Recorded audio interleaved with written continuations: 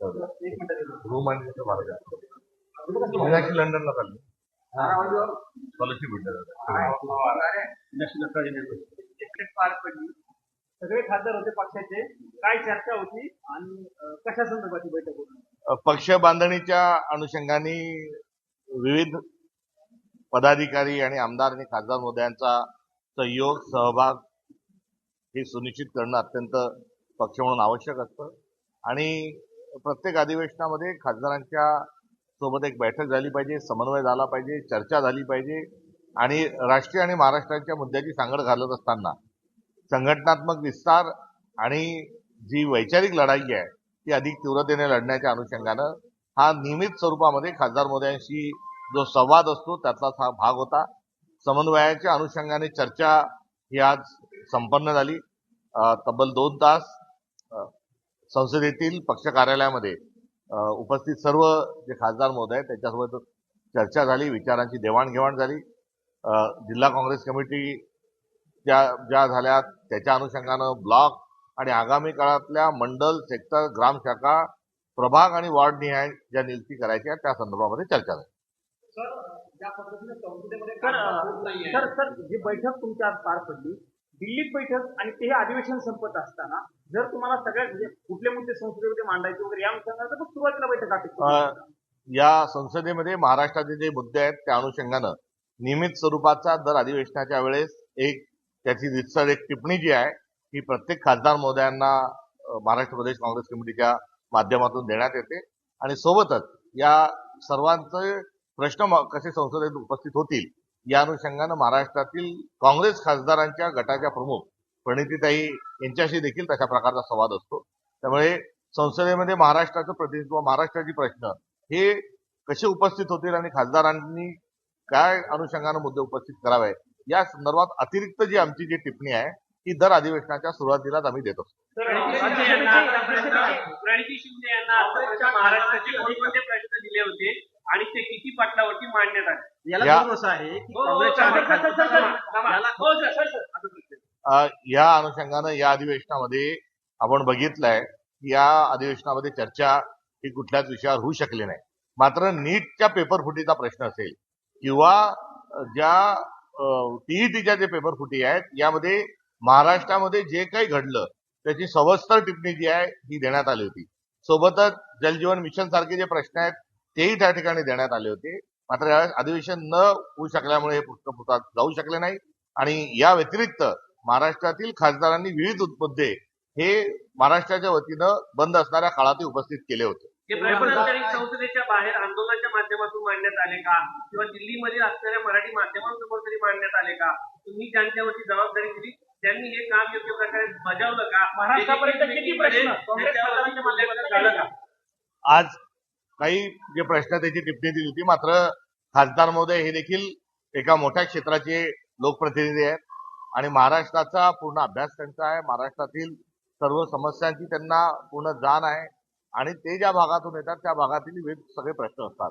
आपण बघितलं की भंडारा गोंदियाचे जे खासदार आहेत ते आज देखील धानच्या पिकाच्या अनुषंगानं आंदोलनात्मक भूमिकेमध्ये संसदेच्या पायऱ्यांवर बसलेले होते आणि तशाच तत्सम इतर सर्व खासदारांनी आपापले प्रश्न मांडलेले. अनेक काँग्रेस खासदार आम्हाला व्यक्तिगत स्वरूपात सांगतात, बोलतात, प्रणिती शिंदे आमची चर्चा करत नाही, काही बोलत नाही, आमच्या बैठकी घेत नाही.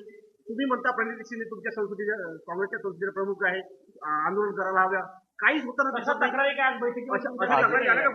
आजची जी बैठक आहे याच्यात समन्वय आणि निमंत्रक म्हणून प्रणितीताई यांनी सर्वांना बोलवलं होतं आणि आज उपस्थित सर्व खासदारांनी अत्यंत सकारात्मक पद्धतीने त्या ठिकाणी महाराष्ट्रात आगामी काळातल्या रूपरेषा ठरवली. अशा प्रकारची कुठलीही बाब ही असू शकत नाही आणि त्यावर कुठल्याही प्रकारची चर्चा होणं हे शक्यच नाही. सर, आपण म्हणता तुमच्या महाराष्ट्रातल्या खासदारांची संख्या जास्त आहे, त्यांचा प्रमुख प्रणिती शिंदे यांना बनवलं आहे. प्रणिती शिंदेनी महाराष्ट्राच्या पत्रकारांसोबत संवाद साधला का नाही? खासदारांसोबत संवाद साधतात का नाही? त्यांच्या अनेक तक्रारी आहेत त्यांच्याबद्दल काही होत नाही. तर तुम्ही म्हणता त्यांना महाराष्ट्राच्या माध्यमातून सांगण्यात आलं होतं का? आणि ही अशी नाही 2023 जेव्हापासून ते निवडून आलेले आहेत तेव्हापासून ते आतापर्यंत किती मुद्दे त्यांनी लोकसभेमध्ये उपस्थित केले, किती मुद्दे त्यांनी पत्रकारांच्या समोर उपस्थित केले हे पण दाखवावं. कारण की आम्ही समाज माध्यम आहोत, लोकांचं बैठक प्रतिनिधित्व झाली, करतो. याचं काम समन्वय म्हणून महाराष्ट्राच्या प्रश्नाबद्दल बैठक आहे. ही माहिती प्रणिती शिंदे यांनी दिली का माध्यमांना? नाही, महाराष्ट्राच्या मुद्द्यांच्या संदर्भात ही बैठक होती असं मी आपल्याला म्हटलेलं नाही. ही विशुद्ध स्वरूपामध्ये ही संघटनात्मक बैठक होती. संघटनेचा विस्तार आणि आगामी पक्षीय जे कार्यक्रम राहतील त्या संदर्भात चर्चा ही संपन्न झाली. हेच मी आपल्याला बोललो होतो आणि आपण जे सांगितलं या संदर्भात मला कुठल्याही प्रकारची माहिती नाही. पण नाही, पण तुमचे खासदार अध्यक्षजी, खाजगी अध्यक्षजी कंपनीच्या मालकासारखं वागतात, म्हणजे की कधीही समोर येऊ नये, जनतेचे प्रश्न जे आहेत ते मांडण्याचा कधीच प्रयत्न केले जात नाही. तुमचे दोन काही नावं जे आता घेतलेले पण त्याच्यावर नंबर देतो. मी आपल्याला सांगितल्यानुसार की महाराष्ट्र स्पेसिफिक अनेक मुद्दे जे आहेत हे संसद होत नसल्यामुळे आंदोलनाच्या स्वरूपात महाराष्ट्राच्या खासदारांनी एकत्रित स्वरूपामध्ये घेतलेले आहेत आणि जर चर्चा झाली असती तर इतर मुद्दे देखील घेतले गेले असते. सत्तार साहेब, जर तुम्ही म्हणताय महाराष्ट्रातील खासदारांचा संख्या आकडा मोठा आहे, संसद चालत नाहीये, तुमचे मुद्दे आहेत पण ते संसदेमध्ये मांडता येत नाही, हे सगळं असताना माध्यमांच्या माध्यमातून, मराठी माध्यम असेल, हिंदी माध्यम असेल, याच्या माध्यमातून जनतेपर्यंत पोहोचणं हा तुम्हाला पर्याय वाटत नाही का? आणि जर तुम्हाला तसा पर्याय वाटत असेल तर आतापर्यंत तुम्ही ज्या घटनेच्या ज्या घटनेचे नाही म्हणताय पण ज्यांच्याकडे जबाबदारी दिली आहे त्या खासदारांसमोर त्यांच्या माध्यमातून किती प्रश्न आतापर्यंत मांडले? मी या संदर्भात माहिती घेऊन या संदर्भात मला बोलणं देखील उचित नाही. दिल्लीमध्ये काय चाललंय याची माहिती नाही असं आम्ही समजायचं का?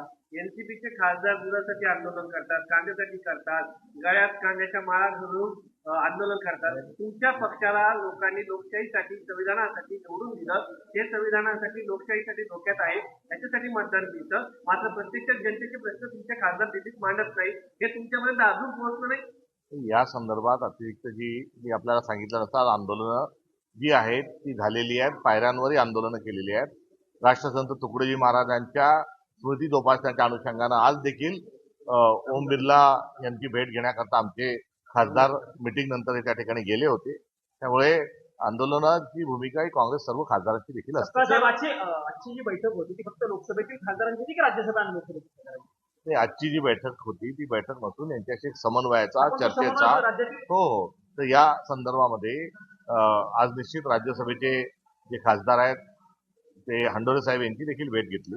हंडोरे साहेबांची देखील चर्चा केली आणि यांच्या व्यतिरिक्त लोकसभेतील जे खासदार आज संसदेमध्ये होते त्या सर्वांशी याबाबत चर्चा महाराष्ट्रातून राज्यसभेवरती निवडून येणारे इम्रान प्रतापगडी हे आजच्या बैठकीला उपस्थित होते का? जर ते महाराष्ट्रातून निवडून येत असतील तर महाराष्ट्राच्या प्रश्नांच्या अनुषंगाने काही त्यांच्याकडनं अपेक्षा आहे का? आणि असेल तर आजच्या बैठकीला ते का नाही? मी आपल्याला वारंवार सांगण्याचा हाच प्रयत्न करतोय की हंडोरे साहेबांची राज्यसभा सदस्य म्हणून जरूर आज भेट झाली. मात्र आजची जी बैठक आहे महाराष्ट्र संसदेचं अधिवेशन उद्या संपतंय आणि उद्या संपत असणाऱ्या अधिवेशनाला आज येऊन कोणते मुद्दे उपस्थित करावे या संदर्भात चर्चा करणं हे कुठेही शक्य नाही. त्यामुळे मी आज जे आलो तो खासदार महोदयांशी संघटनात्मक बाबतीवरच चर्चा करण्याच्या अनुषंगाने मी आलो. पावसाळी अधिवेशन सुरू झाल्यानंतर महाराष्ट्रातले किती प्रश्न मांडले गेले?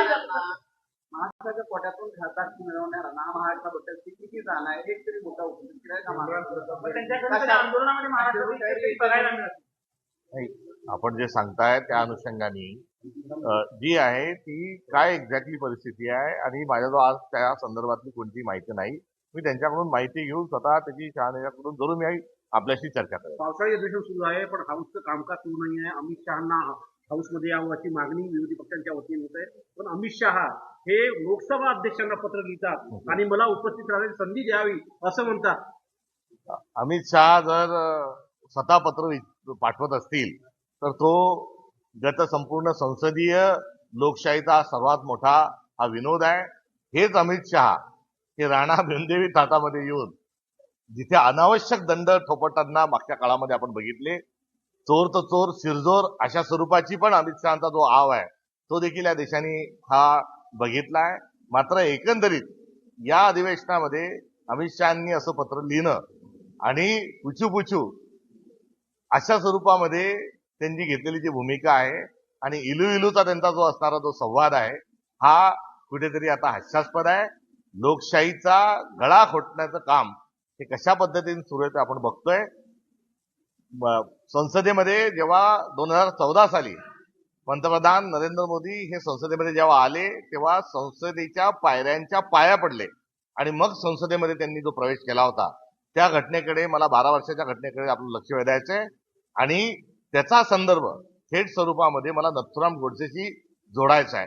नथुराम गोडसे गांधीजींच्या पाया पडून त्यांनी गांधीजींचा जो खून केला होता अगदी तशाच स्वरूपामध्ये नरेंद्र मोदी यांनी लोकशाहीच्या मंदिरात संसदीय प्रणालीच्या पाया पडून आत येऊन लोकशाहीला कुठेतरी खून करण्याचा ते प्रयत्न करत आहेत.